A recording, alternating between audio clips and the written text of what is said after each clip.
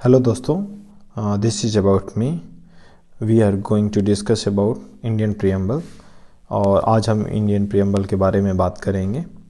जो हमारा Indian preamble है वो कॉन्स्टिट्यूशन के पहला पेज है, जिसके बारे में हम लोगों ने एनसीईआरटी में के बुक में शुरुआत के पेजेज में पढ़ा होगा कि एक ऐसे पेज लिखा होता है उसमें।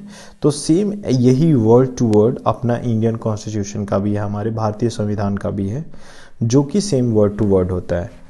तो इसमें इम्पोर्टेंट चीज़ क्या है, हमारे जैसे जो एस्पिरेंट हैं, सिविल सर्विसेज एस्पिरेंट हैं, या स्टेट पीएससी वाले एग्जाम एस्पिरेंट हैं, या फिर इन जनरल समझने के लिए कि हमारा जो इंडियन कॉन्स्टिट्यूशन है वो किसके बारे में बात करता है, या फिर उसको कैसे समझा जा सकता है एक छोटे से दायरे में, वो हमारा इंडियन प्रियम्बल बताता है। But for exam perspective we must know about the keywords given in the Indian preamble. तो हमारा जो social, economic, political, belief, faith, worship, other words are like status, opportunity, dignity of individual, unity and integrity of India, ये बहुत important है। सबसे best तरीका क्या है कि हम इन सब वर्ड्स को अच्छे से जान लें। दूसरा बेस्ट तरीका क्या है कि हम इन सब चीज़ को पूरा एकदम रट लें, मेमोराइज कर। We should memorise it, you can memorize it and you can utilize it when you are explaining the various things, whether you are in a stage of mains, pre or interview. You can easily you can understand it, what is the meaning and what is the purpose and what are the things. And at a various time we do guessworks in prelims examination, so we can utilize these preambles. So इसके बारे में कुछ कुछ keyword है जिसके बारे में हम लोग जानेंगे, बट बिफोर दैट पहले हम इसके बारे में थोड़ा जान लेते हैं, इसके बैकग्राउंड को। ठीक है, तो इसके बैकग्राउंड के बारे में हम जब भी जानने की कोशिश करते हैं तो इसमें कुछ चीज़ें हैं। पहले इसका हम मीनिंग जान लें क्या होता है।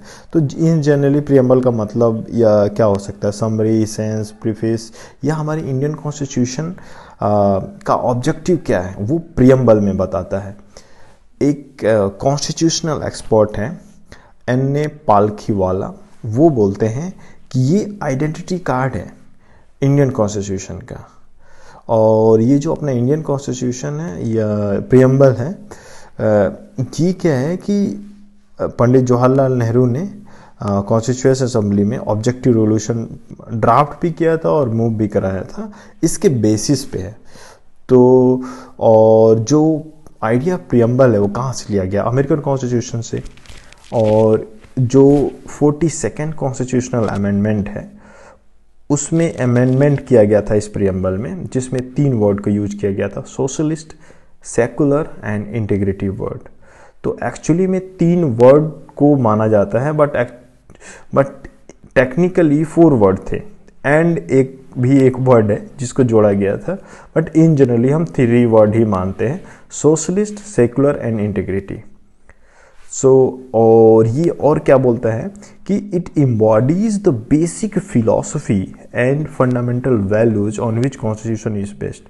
जो प्रियम्बल है वो हमारा बताता है कि बेसिक फिलॉसफी क्या है इंडियन कॉन्स्टिट्यूशन की, जो फंडामेंटल वैल्यूज हैं वो क्या है हमारे इंडियन कॉन्स्टिट्यूशन के, उसके बारे में प्रियम्बल बताता है।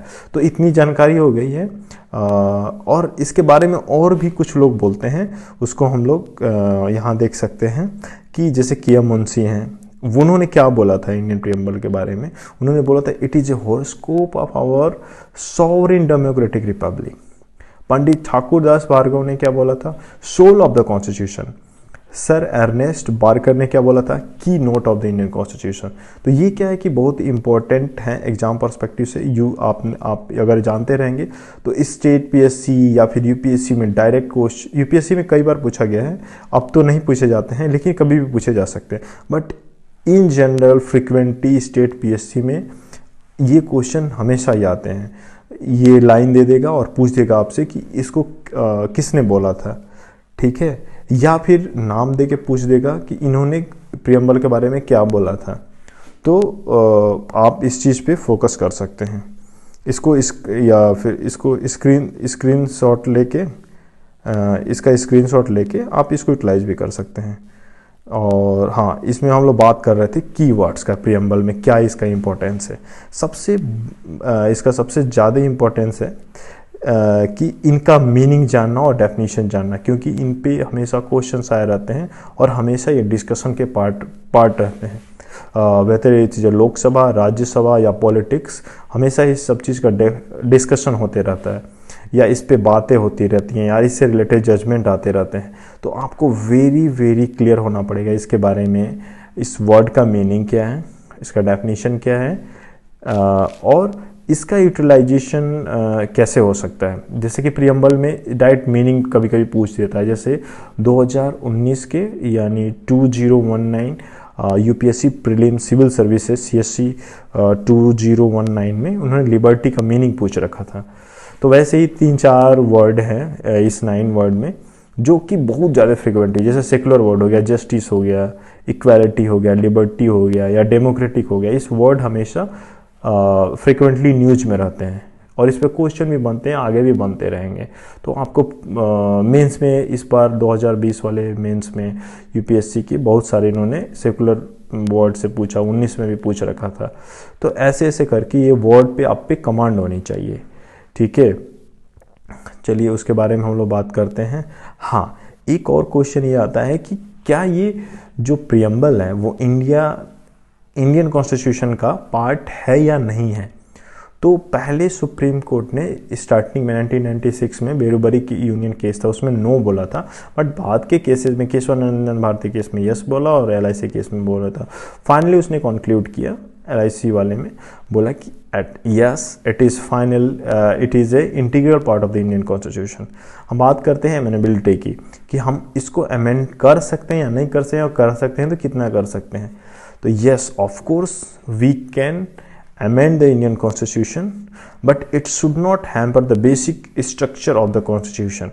बेसिक स्ट्रक्चर आपको पता ही होगा कि केशवानंद भारती में अपना जो हाईएस्ट कोर्ट है उसने इस चीज़ को, कॉन्सेप्ट को, डॉक्ट्रिन को इस्टेब्लिश किया था और ये टाइम टू टाइम बताता रहता है what are the basic structure of the constitution.